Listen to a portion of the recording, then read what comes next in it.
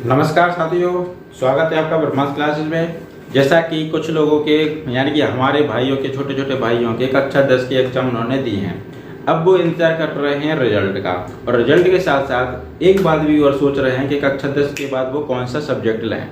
यानी कि ये सब्जेक्ट आपकी लाइफ के लिए, आपके करियर के लिए बहुत ही जिम्मेदार आपका स्टेप होगा। ठीक है, तो इसमें हो सकता है हम आपको कुछ हेल्प कर सकें। तो आपको समझना होगा कि आप जो भी कोर्स या जो भी स्ट्रीम में आप जाना चाह रहे हैं, उस स्ट्रीम से होता क्या है, आप क्या कर सकते हैं और क्या नहीं कर सकते हैं।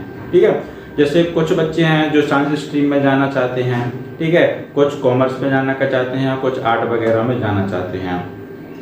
लेकिन कुछ लोग ऐसे होते हैं जो ये सोचते हैं कि अगर 90% आए या 80% आए तो वो मैथ ले लेंगे, कुछ के 70 या 60% नंबर आए, मैथ में अच्छे नंबर नहीं आए और किसी और सब्जेक्ट में अच्छे नंबर आ गए, ठीक है, तो वो कुछ और सब्जेक्ट ले लेंगे। सबसे बड़ी बात तो यही उत्पन्न होती है ना कि आप जो स्ट्रीम सेलेक्ट कर रहे हैं, क्या आपकी वो स्ट्रीम में कक्षा 10 में जो नंबर आपके आ रहे हैं वो सिलेक्ट करेंगे, यानी कि क्या आपके नंबर आपके कैरियर को सिलेक्ट करेंगे क्या? जी नहीं, आपको वही स्ट्रीम सिलेक्ट करना है जिसमें आपकी रुचि हो। आपको जिसमें रुचि है वही आप सिलेक्ट करेंगे, भले ही चाहे आपका 10th का रिजल्ट कुछ और भी हो। ठीक है, तो 10th का रिजल्ट को होता क्या है, अच्छे नंबर आ जाते हैं लेकिन मैथ ले लिया। हो सकता है कुछ लोगों की मैथ में रुचि नहीं रहती है और अच्छे नंबर की वजह से उन्होंने मैथ ले लिया लेकिन मैथ में रुचि नहीं है। ठीक है, तो यहाँ पर बहुत सारी बातें भी हैं। तो कहने का मतलब यही है कि जिसमें आपकी रुचि हो, जिसमें आपकी जिज्ञासा हो, जिसमें आपका इंटरेस्ट हो, उस विषय को आप सिलेक्ट करिए। ठीक है, तो चलो जानते हैं सबसे पहले को कि 10th के बाद कौन सा विषय लें। यही सवाल सबसे ज़्यादा सबके मन में घूम रहा होगा, तो इसको ही सॉल्व करने की थोड़ा कोशिश करते हैं आपको। कि देखो 10th के बाद आपको 11th में मैथ ले सकते हैं, बायोलॉजी ले सकते हैं, कॉमर्स ले सकते हैं, आर्ट और एग्रीकल्चर, या फिर 10th के बाद आप कोई पार्ट टाइम डिप्लोमा भी कर सकते हैं, जैसा कि आप चाहें तो हो सकता है भी। ठीक है, चलते हैं आगे।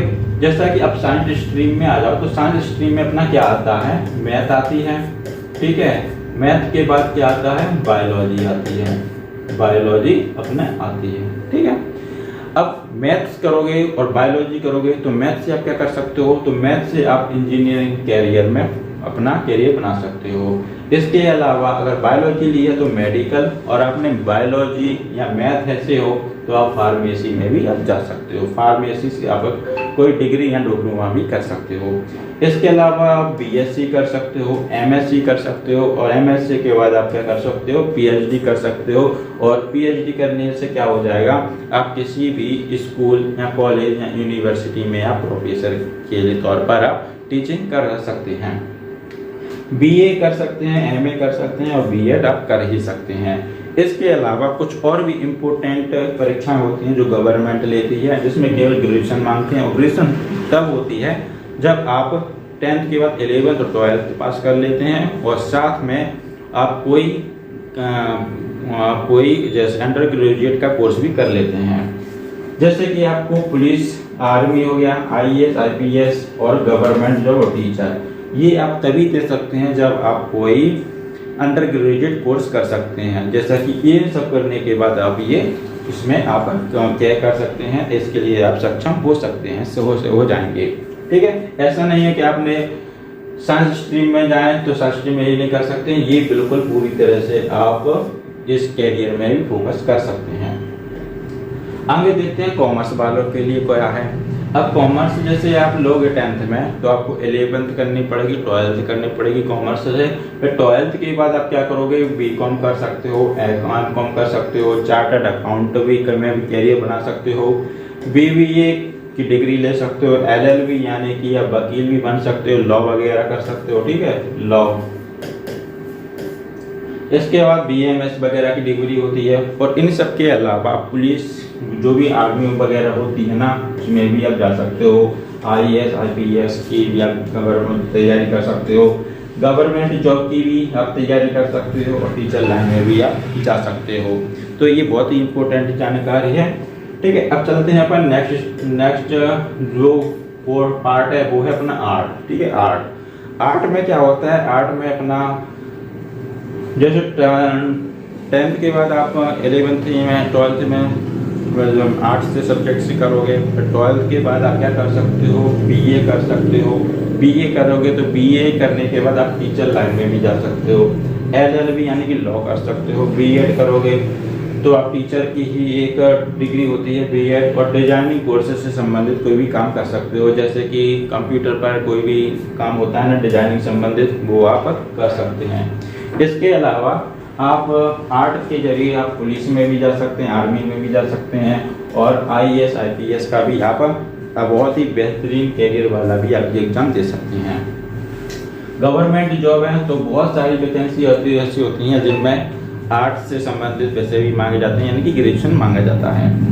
टीचर लाइन भी आप कर सकते हो, ठीक है। इसके अलावा और भी डिप्लोमा छोटे मोटे होते हैं जिसको आप 10th के बाद कर सकते हो। कुछ लोग क्या है 10th के बाद पढ़ाई छोड़ देते हैं ग्रामीण एरिया में, लेकिन हम तो यही कहेंगे कि वो ज़्यादा से ज़्यादा एजुकेटेड बने और ज़्यादा से ज़्यादा किसी भी नॉलेज प्राप्त करें।